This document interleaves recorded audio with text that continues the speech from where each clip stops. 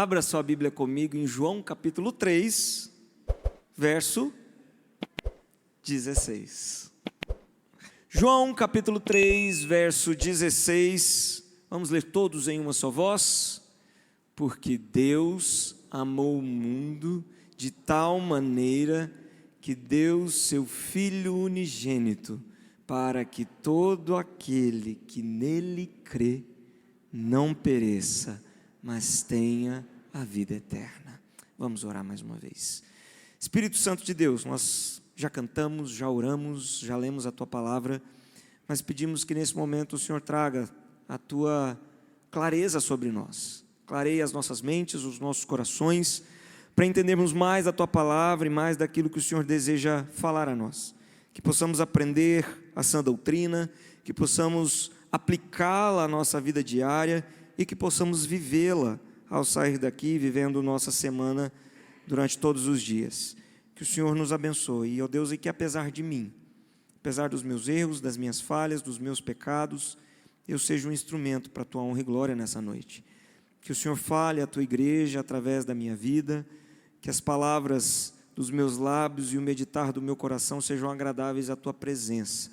O Senhor conhece o meu coração, sabe o quanto eu sou indigno de estar aqui, mas que apesar de mim, o Senhor me use e transforme, ó Deus, vidas, a começar por mim também, em nome de Jesus, amém. Esse é o versículo mais conhecido da Bíblia, segundo o ChatGPT, tá? Perguntei para o ChatGPT, qual é o versículo mais conhecido da Bíblia? Ele me deu João 3,16, segundo ele, é o versículo que as pessoas, mesmo não sendo cristãs, conhecem. Creio que no páreo ali, tete a tete com ele, deve estar o Salmo 23. Creio que o Salmo 23 e João 3,16 estão numa disputa acirrada para ver quem é o mais conhecido da Escritura Sagrada. Mas é fato que João 3,16 é um dos mais conhecidos da Bíblia, tanto que nós, aqui a grande maioria de nós, recitamos de cor. É um texto que aparece em traseiras de caminhões, camisetas, outdoors, muros. Normalmente é um dos textos que você mais vê espalhados aí aleatoriamente pelas cidades e em outros lugares também. Ele nos declara que Deus nos ama. E muitas vezes as pessoas entendem esse versículo de maneira errada, pensando que Deus ama indistintamente e tenta salvar a todos igualmente. Isso é um grande engano. O texto não diz isso. O texto diz que Deus ama o mundo, mas deu o seu Filho para que todo aquele que nele crer não pereça. A gente se apega muito ao amor ao mundo e se esquece do todo aquele que nele crê. E nós vamos, nessa noite, tentar entender um pouquinho sobre a doutrina da expiação limitada, que fala exatamente sobre isso. A ideia, um dos 5 pontos do calvinismo, nós estamos hoje estudando o 3º ponto do calvinismo, nessa série de mensagens sobre a reforma protestante, e esse ponto vai nos ensinar que a expiação, a redenção, é limitada, ou seja, particular, redenção particular ou expiação limitada. Alguns teólogos usam esses dois nomes. Ensina que Cristo morreu de forma suficiente por todos, mas de forma eficaz apenas para os eleitos de Deus. Jesus poderia salvar a todos? Poderia, mas em sua soberania, escolheu que essa salvação fosse eficaz apenas para os eleitos. Jesus não morreu pelos que permanecem na incredulidade, porque se assim fosse, a sua morte seria ineficaz. Não haveria necessidade de Cristo morrer, não haveria para que nós estarmos aqui buscando ao Senhor Jesus, se a morte dele tivesse sido em vão. A cruz não é um gesto de tentativa de Deus. A cruz não é um segundo plano de Deus, um plano B de Deus, para que caso eu e você aceitemos, nós sejamos salvos. A cruz é um tiro certeiro de Deus, é o plano A de Deus, o único plano de Deus, é uma realização de Deus, e cada gota do sangue derramado por Cristo Jesus tem um destino certo a cada eleito de Deus, e esses serão conduzidos por Ele à fé que resulta ao amor eficaz. É sobre isso que nós vamos falar nessa noite, é sobre isso que eu quero que você atente nessa noite. João 3,16 faz parte do diálogo entre Jesus e Nicodemos. Estudamos na série de mensagens passadas sobre os encontros com Jesus, foi o primeiro sermão que tivemos sobre essa série. Nicodemos era um fariseu, um homem conhecedor da lei de Deus em Israel, mas espiritualmente cego. Cristo então revela para Nicodemos uma necessidade de nascer de novo. Nicodemos, acostumado a pensar em termos de mérito, de esforço, de obediência da lei, de fazer tudo direitinho, tudo certinho para conseguir alguma coisa, compreende aqui então, por meio desse texto e de uma conversa até meio longa que ele tem com Cristo Jesus, a profundidade da graça de Deus e do amor de Deus. Jesus então explica para aquele homem que a salvação é fruto da graça de Jesus, da graça de Deus encontrada em Cristo Jesus, e não do nosso mérito, não do nosso esforço. Assim, o contexto dessa passagem vai mostrar que o amor de Deus é soberano e particular, e que a fé é o sinal daqueles a quem Deus dirige esse amor. Pensando nisso, quero meditar com você nessa noite sobre o amor eficaz. O amor eficaz de Jesus, trazendo a ideia de que o amor de Cristo não é uma tentativa. A salvação em Jesus não é uma tentativa. Olha, se você aceitar, deu certo. Caso você não aceite, pelo menos eu tentei. Não é assim que funciona o amor de Jesus. Não é assim que funciona a salvação, porque ela é eficaz para todos aqueles a quem Cristo chamou. E algumas verdades que esse texto vai nos trazer, eu queria que você analisasse. É um versículo pequeno, talvez nós o conheçamos de cor, mas tem muita verdade dentro desse versículo que a gente precisa destrinchar. Texto, Jesus começa declarando para Nicodemos o seguinte: porque Deus amou ao mundo de tal maneira. Aqui eu queria que você se atentasse ao termo mundo aqui, traduzido pela palavra grega cosmos, que traz a ideia de espaço físico, espaço até geográfico em que nós vivemos. Que no Evangelho de João, esse termo mundo, também é muitas vezes descrito como humanidade caída. Eu e você muitas vezes nos referimos à humanidade caída como mundo. Nossa, porque as pessoas do mundo, porque o pecado que há no mundo, nós nos referimos ao mundo como mundo, porque João faz isso muitas vezes.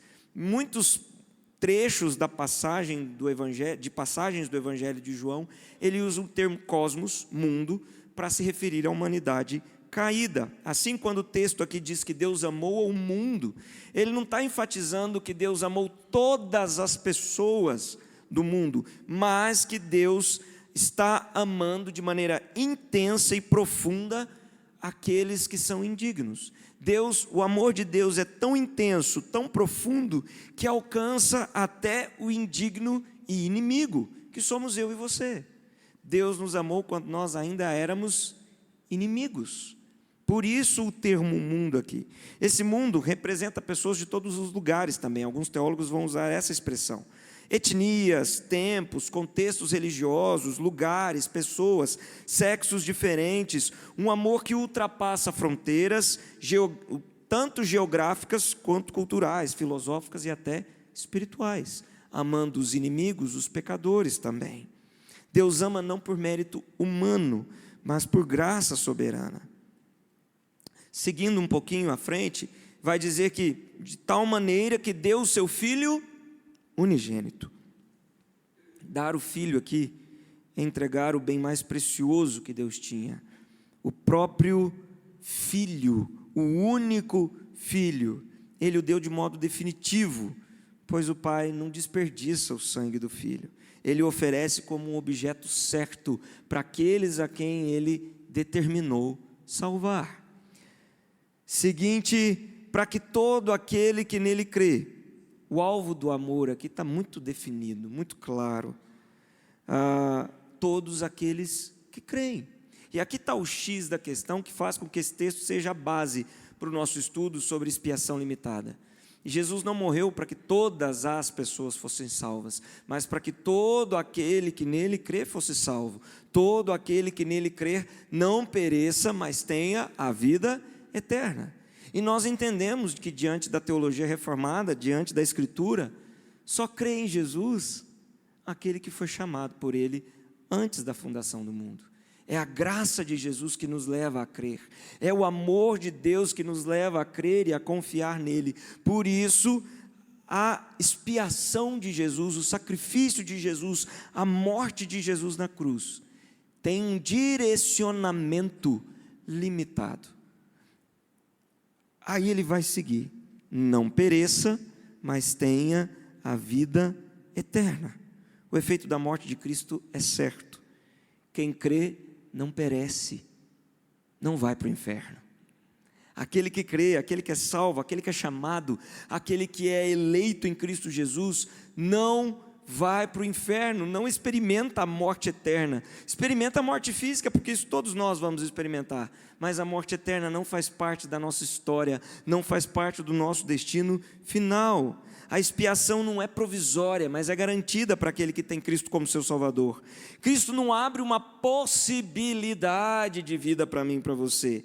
Ele concede a vida eterna de forma irrevogável, incontestável, certa, plena e irrefutável para nós.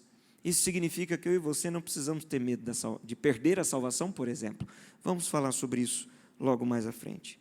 Diante disso, eu quero trazer para nós aqui 3 lições, como é de costume no sermão presbiteriano, 3 lições ou 3 características, melhor dizendo, desse amor de Cristo por nós. Primeiro, o amor de Cristo por nós é um amor que planeja. Perceba que João 3,16 vai dizer que Deus não nos amou ao acaso. Ele começa com: porque Deus amou. O fato de Deus ter amado o mundo previamente fez com que Ele planejasse tudo o que acontece por meio de Cristo Jesus. Porque Deus amou, porque Deus planejou lá atrás por meio do seu amor, é que Cristo veio morrer por nós. Isso nos leva ao princípio de toda a salvação. A iniciativa é divina. O homem não desperta o amor de Deus. É Deus quem desperta o homem. A doutrina da expiação limitada começa no coração do indivíduo. Começa no coração daquele que Deus despertou. Deus, que de antemão nos amou, desperta em nosso coração o desejo de amá-lo, de buscá-lo. Assim, o Calvário não é uma improvisação de Deus, não é um plano B de Deus tentando corrigir algo que deu errado, mas é o único plano, o plano perfeito, traçado lá na eternidade. Esse amor é seletivo, não porque Deus seja injusto, como falamos até mesmo hoje pela manhã, Deus não é injusto em salvar alguns, porque nós precisamos pensar que estávamos todos perdidos em nossos delitos e pecados. O salário do pecado é a morte, todos estavam mortos, mas Deus nos tirou das trevas e nos levou para a sua maravilhosa luz. Todos estavam destinados ao inferno, porque todos pecaram, não há um justo sequer, não há quem entenda, não há quem faça o bem, porque todos pecaram e carecem da glória de Deus. Todos nós pecamos. Então o meu destino, o seu destino era o inferno, mas Deus, na sua infinita graça e soberania, nos tira de lá e nos traz para o reino da sua maravilhosa luz, por pura e simples vontade soberana dele próprio. Então, ele é seletivo e não é injusto por isso, pelo contrário, a seletividade de Deus o torna gracioso e misericordioso para comigo e para contigo. Ele escolheu amar um povo, não porque fosse o melhor. Nós vimos isso no primeiro estudo sobre depravação total. Não há nada de bom em nós. Não há nada que Deus tenha olhado para nós e pensado: olha que pessoas boas, vou salvá-las. Ele salvou por graça. O amor de Deus é amplo na diversidade. Ele amou pecadores, mas é restrito na eficácia. O amor de Deus é amplo, porque Ele amou judeus, e gentios, é amplo porque Ele amou brasileiros, americanos, africanos, angolanos, canadenses e todas as pessoas da humanidade de todo o mundo, porém é restrito na eficácia, porque isso se aplica apenas àqueles a quem Deus chamou. Nada no plano de Deus é incerto. A salvação não é um convite aberto que pode fracassar a qualquer momento. Olha, se você aceitar Jesus, você vai se agarrar ao plano da salvação, mas se você recusar, aí infelizmente não vai dar certo. O plano de Jesus na cruz falhou, porque alguém não aceitou. Não é assim que funciona. O amor de Deus é uma ação concreta, não uma emoção indecisa. Será que o fulano vai aceitar? Será que o fulano vai recusar? O homem pode ou não aceitar. A doutrina arminiana, alega que nós podemos rejeitar a salvação. Segundo essa doutrina, um homem pode ou não aceitar Jesus como seu Salvador, bem como também perder a própria salvação. O problema desse pensamento é que ele torna o sacrifício de Jesus ineficaz. Se eu posso recusar ou perder a minha salvação, o sangue de Jesus não foi suficiente para me salvar. O sangue de Jesus foi menor que a minha vontade de aceitá-lo ou não, e foi menor que o meu pecado, porque ao pecar eu perco a minha salvação. Ao dizer não para Cristo Jesus, eu perco a minha salvação. Então eu estou minimizando o sacrifício de Cristo. Quando eu penso, eu posso perder a salvação, posso dizer não para Jesus. Por isso que a teologia reformada vai dizer categoricamente que nós não podemos recusar, porque a graça de Jesus é irresistível, inclusive é o sermão da próxima semana, e também que nós não perdemos a salvação. Uma vez salvos para sempre. Do contrário, o sacrifício de Jesus seria ineficaz para nós. O amor de Deus não pode ser frustrado. O amor de Deus é eficaz em todas as suas nuances, porque é um amor um amor planejado para nos salvar. A segunda lição que esse texto nos traz é que o amor de Jesus é um amor que dá, um amor que se doa, um amor que se entrega por nós. Eu e você, nós temos um problema, e esse problema não é apenas terreno, não é temporal, não é superficial, mas é um problema essencial, faz parte da nossa essência, de quem nós somos. Se Deus percebesse que o nosso problema fosse apenas algo emocional, Ele teria mandado um psicólogo. Se Deus entendesse que o nosso problema fosse apenas físico, Ele teria mandado um médico para cuidar de nós. Se o nosso problema fosse apenas econômico, talvez Deus teria enviado um economista. Se o nosso problema fosse apenas social, talvez Deus teria enviado um sociólogo. Mas como o nosso problema é algo espiritual, chamado pecado, Deus precisou enviar ao mundo o próprio Deus encarnado, seu Filho Jesus, para nos salvar. Nenhum outro poderia ser enviado no nosso lugar. Nenhum outro, porque o nosso problema era o pecado. Era um problema em essência. Nós somos totalmente depravados, como nós já estudamos. Nós somos falhos, caídos em nossos delitos e pecados. Não haveria possibilidade de qualquer outra pessoa nos salvar. Por isso o amor de Deus é um amor que doa, é um amor que dá aquilo que Ele tem de melhor por nós. O seu único filho. Me recordo da passagem de Abraão com seu filho Isaque, quando Deus pede Isaque a Abraão: Abraão, me dê seu único filho. Ali, Deus já estava trazendo para nós uma figura do que seria Cristo, o filho, um único filho, morto em favor de nós. Mas Deus não permite que isso aconteça com Isaque e com Abraão. Ele envia um cordeiro, e como nós cantamos, o nosso Cristo foi chamado na própria Escritura de Cordeiro de Deus, que tira o pecado do mundo. Deus entregou o que Ele tinha de melhor por nós. Deus entregou o seu único filho por nós na cruz. Deus deu o seu filho unigênito. O Pai não deu o anjo, não deu um profeta, mas Ele deu o que Ele tinha de mais precioso, para nos dar o que nós poderíamos receber de mais precioso também, que é a vida eterna.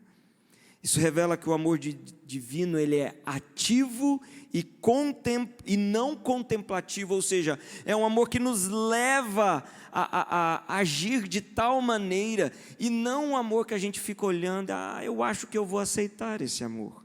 Não, o amor de Cristo é direcionado àqueles a quem Ele chamou. O Filho foi dado com um propósito definido: redimir aqueles que creem. Cristo não morreu de forma indefinida, morreu como nosso substituto. Seu sangue não foi desperdiçado.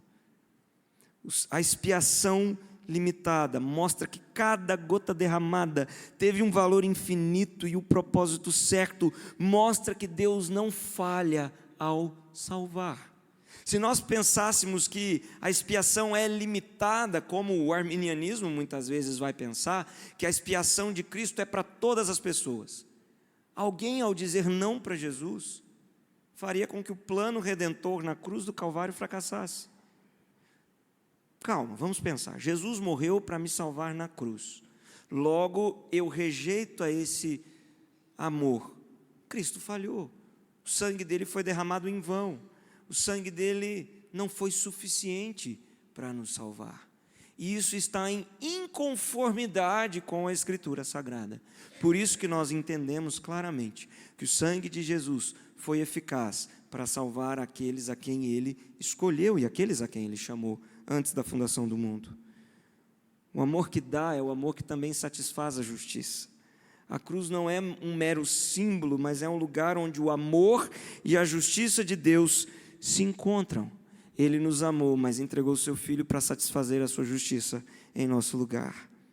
A expiação limitada vai nos mostrar, aqui presente em João 3,16, vai nos mostrar que Deus não apenas tentou nos salvar, mas nos salvou de fato, por meio do seu único Filho. Lembre-se disso, a salvação não é uma tentativa de Deus, mas é um tiro certo naqueles a quem Ele já havia escolhido, e que de antemão havia determinado que creriam nele. E por fim, o amor de Deus é um amor que cumpre, porque para que todo aquele que nele crê não pereça, aquele que nele crê. Essa é a meta do amor redentor do Pai.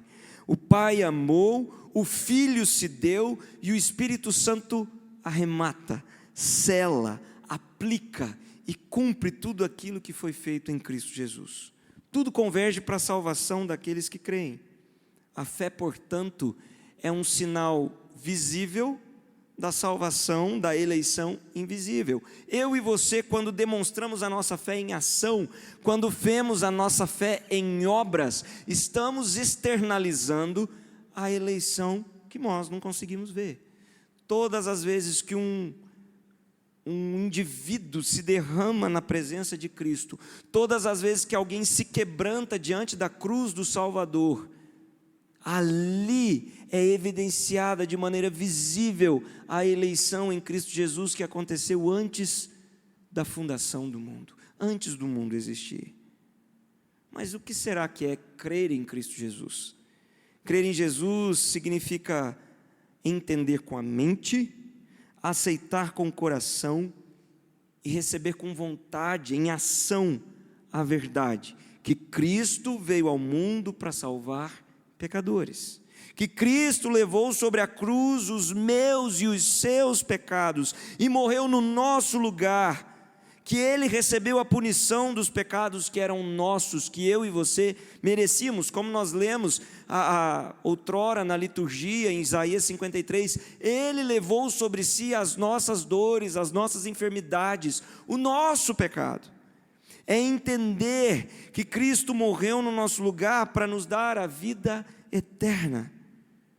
Crer em Jesus é viver para a glória dEle. Crer em Jesus é obedecer a sua palavra. Crer em Jesus é viver em conformidade com o Evangelho. Crer em Jesus é abrir mão de mim mesmo, renunciar os meus desejos, renunciar a minha carne para viver em conformidade com aquilo que Deus tem para mim. Crer em Jesus não é só acreditar que Ele existe. Crer em Jesus não é só vir à igreja todo domingo ou conhecer João 3,16 de cor. Crer em Jesus é demonstrá-lo através das suas ações. Crer em Jesus é resplandecê-lo através da nossa face, naquilo que a gente faz. É mesmo sem palavras, gerar mudança na vida de alguém por meio das nossas atitudes cristãs, cristocêntricas. É fazer com que mesmo muitas vezes sem palavras as pessoas olhem para nós e vejam Cristo, vejam a diferença, vejam o sal da terra, vejam a luz do mundo. Isso é crer em Jesus. Essa doutrina nos mostra que a morte de Cristo alcança com plena eficácia aqueles a quem escolheu. Ele não apenas abriu uma possibilidade de vida eterna, ele concedeu a vida eterna de modo definitivo. A ideia aqui é que não há um talvez na cruz, não há um será que dá certo na cruz.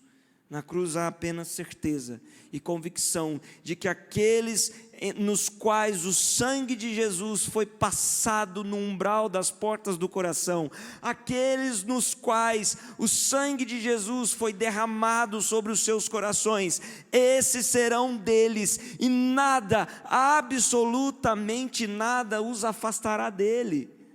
Ninguém os separa as ovelhas do bom pastor. Eu conheço as minhas ovelhas e ninguém pode tirá-las de mim, disse Jesus. Isso significa que nenhum de nós será afastado de Deus se de fato formos dele. Aqueles que são eleitos. Paulo vai dizer que nem a morte, nem a vida, nem anjos, nem principados, nem potestades, nem as coisas do presente, nem do porvir, nem qualquer outra criatura, nem altura, nem profundidade, nada pode nos separar do amor de Deus que está em Cristo Jesus, o nosso Senhor. É isso que essa teologia, essa doutrina vai nos trazer. O amor de Deus não lança sementes ao vento. O amor de Deus planta no solo do coração daquele que foi escolhido.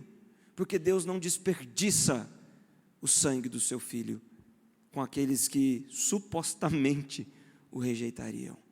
Por isso a salvação, a expiação de Cristo na cruz, a morte de Cristo e os efeitos dessa morte, entenda por expiação os efeitos vicários da morte de Cristo na cruz do Calvário, foram eficazes apenas para os eleitos, limitada. Finalmente, o amor que cumpre nos assegura a esperança eterna. A salvação não depende da nossa fidelidade, mas da fidelidade daquele que deu o seu Filho por nós. O mesmo amor que começou a obra há de completá-la até que Cristo volte. A expiação limitada, concluindo, meus irmãos, nos ensina que o amor de Deus é eficaz, pontual e certeiro, e não hipotético. O amor de Deus não é uma hipótese, uma ideia vaga, mas é algo concreto. Cristo não morreu para tentar te salvar. Cristo morreu para te salvar e ponto. E Ele sabe disso. O mundo que Deus amou é o conjunto daqueles que crerão nele. E a fé é o selo visível, o exercício da fé é o selo visível desse amor eterno. O Pai amou, o Filho se deu e o Espírito aplicou isso em nós. Nenhuma ovelha se perde, nenhum sangue se desperdiça. João 3,16, longe, muito longe de enfraquecer a doutrina da expiação limitada, a confirma: o amor de Deus é real, porque é eficaz, para que todo aquele que nele crê não pereça, mas tenha vida eterna. A morte de Cristo é poderosa porque é particular, e o crente pode descansar, sabendo que foi amado de modo pessoal e eficaz por esse Deus. Fique tranquilo, Deus te amou, Deus te escolheu, Deus te chamou, e o que Ele fez no seu coração, nem o inimigo pode tirar de nós. Eu não estou aqui para pregar essa doutrina para trazer sobre nós um sentimento de soberba, de que nós fomos o grupo escolhido de Deus, longe disso. Porque nós começamos essa série de mensagens falando sobre a depravação total, E nós estivemos aqui falando o quanto nós somos sujos, caídos, indignos de todo esse amor. Essa doutrina só confirma que nós devemos olhar para Deus com um coração humilde. Puxa, se Deus morreu para salvar, e Ele morreu para me salvar, mesmo não merecendo. Que grande amor, que imenso amor. E aí a pergunta que nós cantamos no primeiro hino de hoje: morri na cruz por ti, que fazes tu por mim? Meu sangue ali verti, o que fazes tu por mim? O que nós temos feito por esse Cristo que morreu e se deu por nós na cruz de maneira certeira, cabal e eficaz? O que nós temos feito por esse Deus que nos chama para viver ao lado dele na eternidade? 3 aplicações rápidas para nós. Primeira delas: confie plenamente na soberania de Deus. Descanse no fato de que Ele te amou antes mesmo da fundação do mundo e que nada pode frustrar o plano desse Deus. A sua salvação é certa. Se você crê em Jesus como seu único e suficiente Salvador, se você sente que o Espírito Santo tem te convencido do pecado, da justiça e do juízo, se você se entristece com o pecado, busca viver uma vida diferente no caminho de Cristo, seguindo a Escritura como ela nos manda seguir, aos moldes da Escritura, achei a palavra que eu queria encontrar, você não tem o que temer, porque é o Espírito Santo quem nos convence do pecado, da justiça e do juízo. Se isso está acontecendo no seu coração, é sinal de que Ele está aí dentro, te incomodando, te moldando, te lapidando. Viva em profunda gratidão e santidade. Essa doutrina não serve para nos fazer olhar como arrogantes às outras pessoas, um olhar altivo, com o coração altivo, mas ela existe para nos mostrar que Deus nos amou mesmo sendo indignos, então precisamos viver com gratidão, e a forma de demonstrarmos essa gratidão é vivendo em santidade para com Ele. E por fim, pregue e testemunhe com confiança. Nós não sabemos quem são os eleitos, nós não sabemos quem são aqueles que Cristo vai chamar pela sua vocação eficaz, nós não sabemos quem essa expiação limitada vai alcançar. Então o nosso dever é pregar. Deus sabe quem é, nós não. Por isso eu e você precisamos pregar diligentemente o amor de Cristo Jesus em todo o tempo.